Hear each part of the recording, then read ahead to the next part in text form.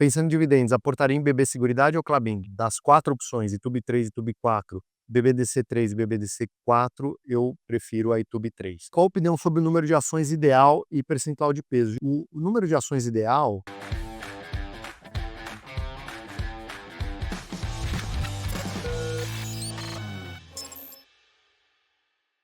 estamos vivendo um momento de fazer caixa? Olha, Lucinha, eu acho que sim, tá?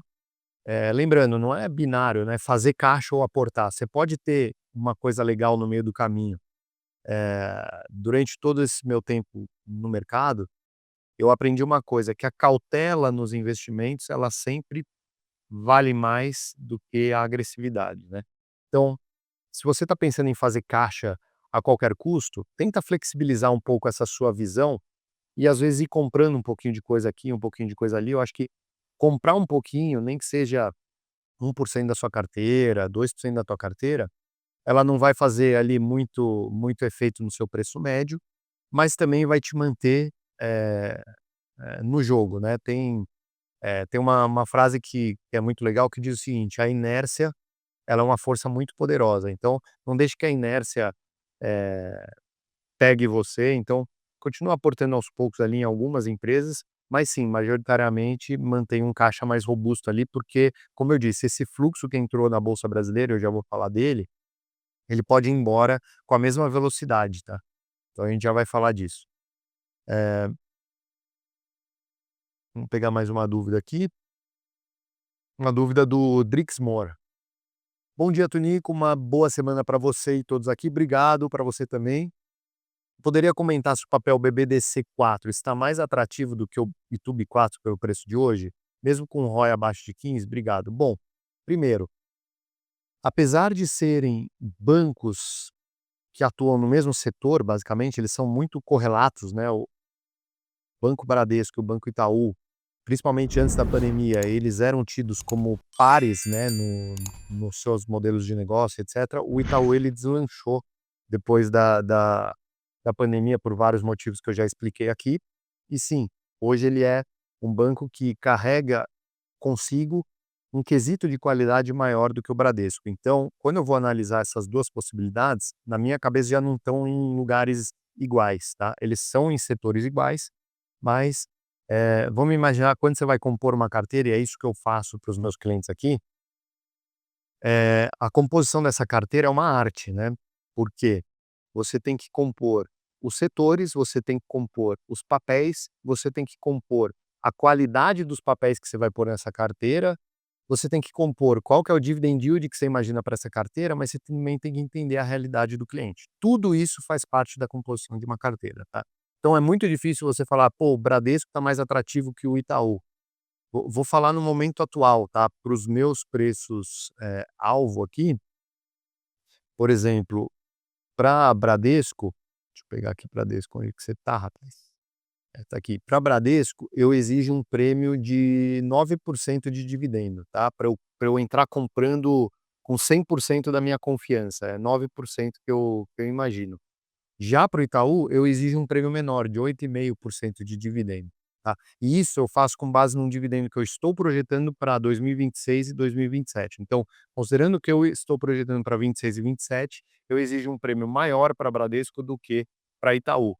Então, quando eu olho para isso, hoje, meu dividendo projetivo de Tub3, por exemplo, está em 7,4, enquanto o meu dividendo projetivo para Bradesco, por exemplo, 3, está em 7,3. Então, quando eu olho para esses preços, está mais atrativo entrar em Itaú do que Bradesco. Agora vamos olhar a 4, né. Quando eu olho para a BBDC4, ela está com 6,9 de dividendo projetivo na minha cabeça aqui, na minha projeção, enquanto Itub4 está 6,9. Então, em termos de dividend yield projetivo para 4, eles estão iguais, mas quando eu olho para 3, o Itub3 está melhor, tá. Inclusive, das 4 opções, Itub3 e Itub4, BBDC3 e BBDC4, eu prefiro a Itub3.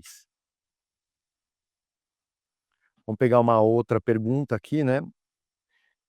O Silvio está perguntando se eu acho caro a Klabin 4 considerando que o preço-lucro está em 13 e o preço sobre valor patrimonial 2,35 a 3,85.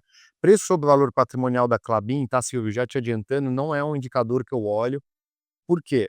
Muito dos ativos da Klabin, eles têm uma precificação de livro, né, então, por exemplo, o valor das terras da Klabin, ele está lançado no seu balanço a preço de custo, não o preço que vale. Então é muito difícil você olhar a métrica preço sobre valor patrimonial desse tipo de empresa, diferente de um banco. Preço sobre valor patrimonial de um banco, como o Itaú, por exemplo, ele é muito mais fidedigno. Por quê? O ativo do banco, que é dinheiro, né, é carteira de crédito, ele se refrigera, sei lá, a cada 3, 4 anos ele é novo, enquanto o ativo da Klabin ele tá talvez há centenas de anos ali no balanço, em centenas não, centena de anos no balanço da Klabin, então às vezes fica um pouco distorcida essa métrica, tá. Mas eu acho sim que a Klabin está um pouquinho cara para os preços atuais, tá. Então quando eu olho para os dividendos daqui para frente, ele está me sugerindo um dividend yield aqui por volta de 5,3, tanto na 3, quanto na 4, quanto na 11. Então, Klabin, de novo, eu não olho para ela como um dividendo para os próximos 2 anos, mas eu olho para ela, para aquele cliente, para aquele investidor que tem uma dependência da renda da carteira muito baixa, ou seja, é um empresário que tira um dividendo da própria empresa muito grande, tem aluguéis de imóveis e etcétera. Lembrando que eu atendo clientes aqui de R$ 50 milhões, R$ 100 milhões, então eu atendo clientes grandes. Eh, e geralmente na carteira desses clientes maiores, né, clientes ali de 20, 25 milhões para cima, que o cara não depende tanto dessa carteira, aí sim uma Klabin faz sentido, porque você bota isso na carteira e fala assim: "Cara, esquece isso aí por 10 anos, que você não vai te fazer falta e é um bom negócio", né. É um pouco a pegada do Barsi, né, do próprio Barsi ali, que tem R$ 4 bilhões. Então quando ele faz um movimento ali de comprar uma Cosan, por exemplo, ou de comprar uma Unipar ali no começo da década de 2000, quando ele já era multimilionário, aquilo fazia sentido na carteira dele, pelo momento. Agora eu aqui, né, mero mortal, é, comprar uma Cosan, eu acho que não faz muito sentido, tá. Klabin eu gosto, porque eu conheço o negócio e tem um bichinho que te pica quando você visita a empresa. Então eu tive a oportunidade de visitar a Klabin. Quando você visita, você fica encantado pela empresa, etcétera, que não deixa de ser um viés. Então eu tento me distanciar desse viés, indo aos poucos, tá. Então, de novo, eu acho que a Klabin ela ela tá cara para os padrões normais, mas para um investidor que tem um horizonte muito longo para colher esses frutos muito mais na frente, eu acho que vale a pena sim comprar, tá. Eu vou falar aqui um pouco de dados amplos, né.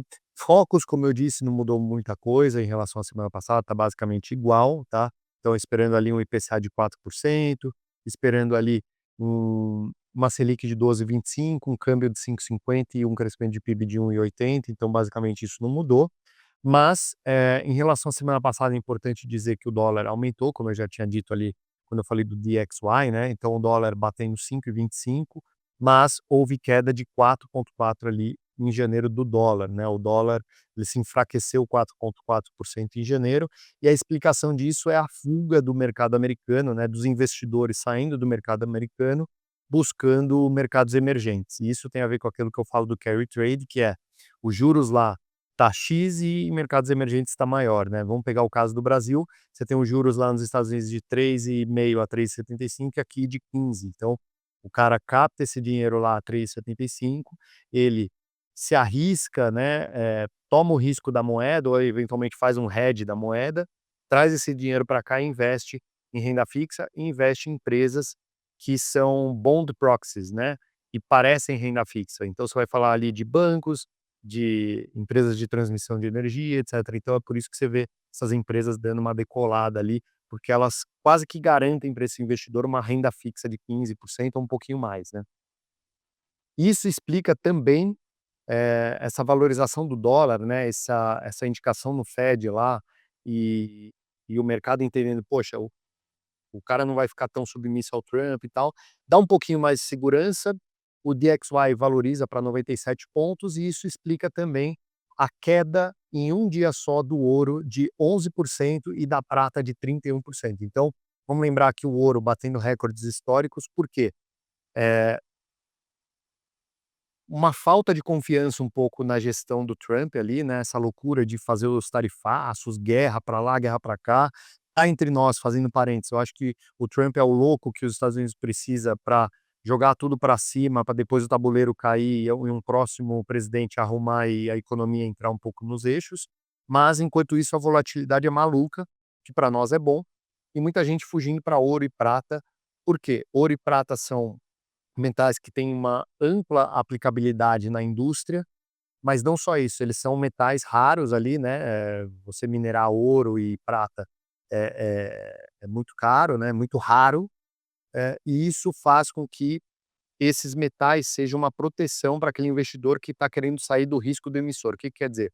Eu não quero mais correr o risco de algum calote, seja emprestando dinheiro para o governo americano, emprestando dinheiro para o governo brasileiro, seja investindo numa ação que pode não dar muito certo, tal, e não, então eu vou para esses metais porque, no limite eu vou lá no banco, pego esse metal, boto no bolso e guardo no colchão.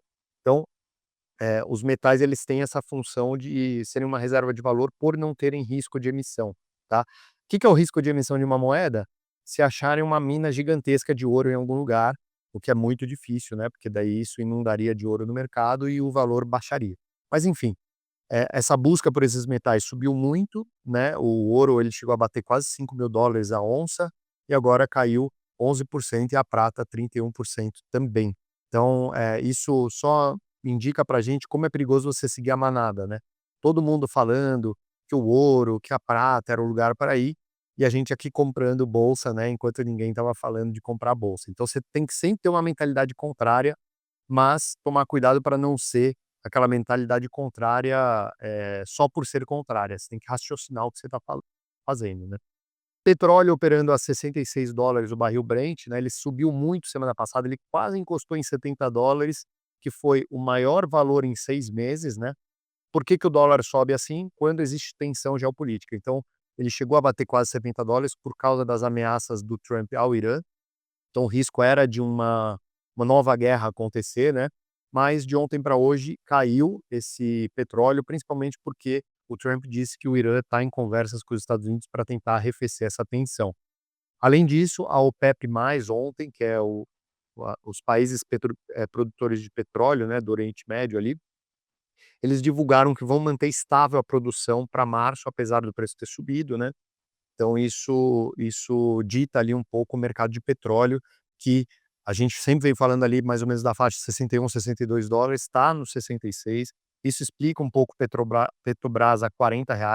Petrobras que para mim era a única ação que estava dentro da minha janela de compra forte, porque, pra mim R$ 40 era o preço e Petrobras, significa compra forte, né, e agora ela terminou sexta-feira passando um pouquinho ali dos R$ 40. Então justamente o preço que para mim era o justo da Petrobras para pagar bastante dividendo, né.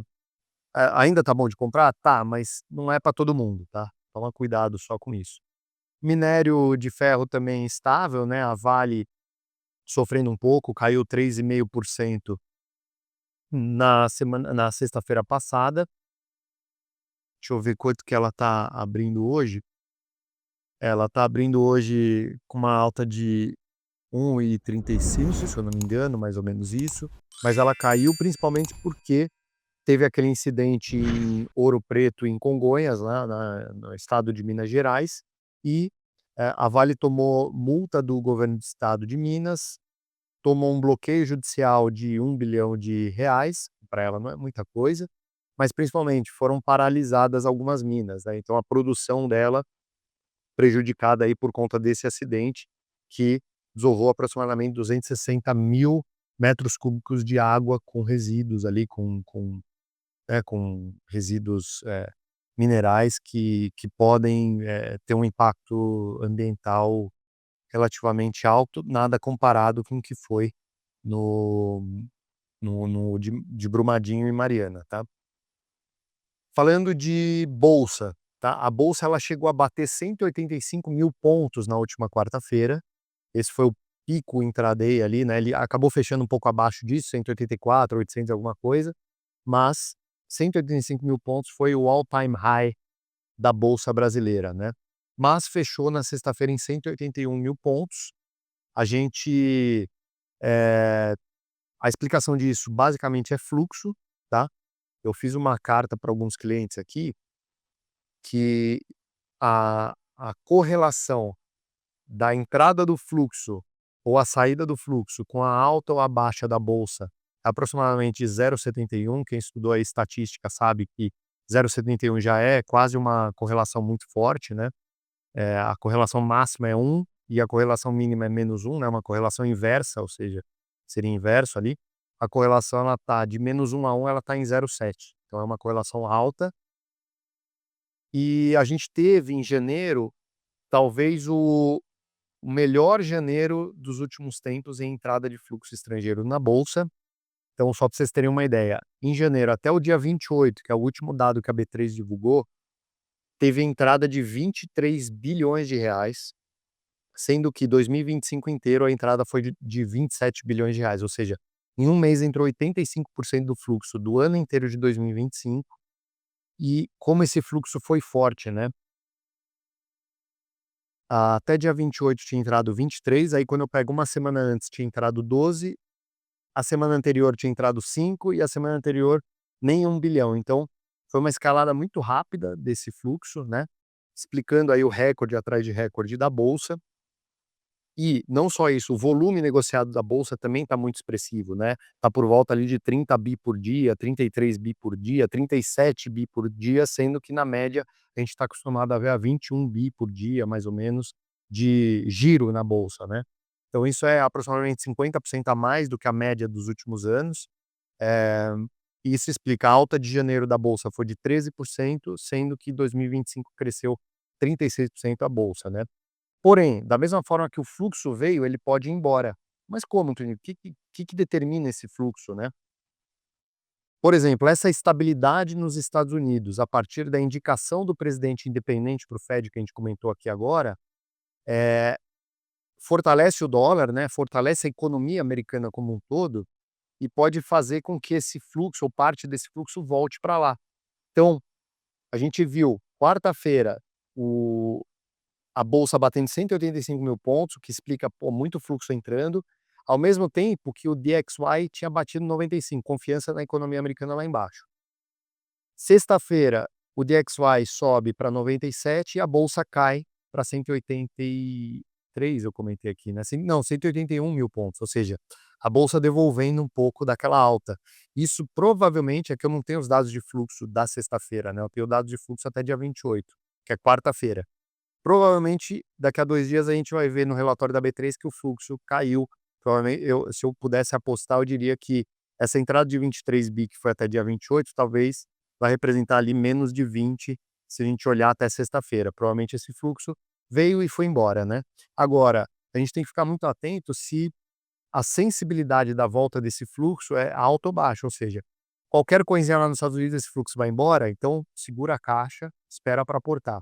Se as coisas começam a melhorar lá, estabilizar um pouco mais, os juros caem lá nos Estados Unidos, etcétera, esse fluxo permanece, aí significa assim: "Pô, não tem o que fazer, a bolsa mudou de patamar, vamos continuar comprando forte nos preços que estão aí", né.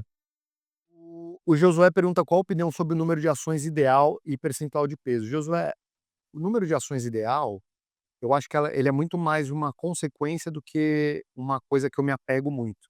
Por exemplo, eu já cheguei a ter 2 ações na minha carteira, 2. Minha carteira não é pequena, eu já cheguei a ter 2 ações na minha carteira, porque é minha carteira, então eu sei o que eu estou fazendo, e se der besteira eu assumo o meu risco, né.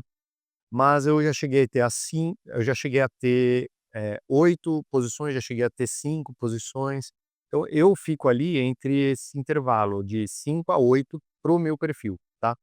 Um perfil um pouco, vamos dizer assim, menos convicto do que está fazendo, eu acho que entre 12 e 14 ações ali é um patamar legal, mas você não vai conseguir montar uma carteira de 12, 14 posições do zero. Você vai ter que montar aos poucos isso. Então talvez, por exemplo, no momento que a gente está hoje, eu não consigo colocar em uma mão 5 empresas que eu compraria hoje no preço que está, né. Mas talvez com esse fluxo indo embora, talvez esse número vá para 10. Apareçam 10 empresas aqui que eu conseguiria montar uma carteira. Então vai mais ou menos nessa linha, tá. O Silvio perguntando: "Pensando em dividendos, aportaria em BB Seguridade ou Klabin?". Aqui não tem muito o que falar, viu, Silvio? Sem dúvida nenhuma, BB Seguridade. Klabin, como eu disse, não é para dividendos no curto prazo, tá?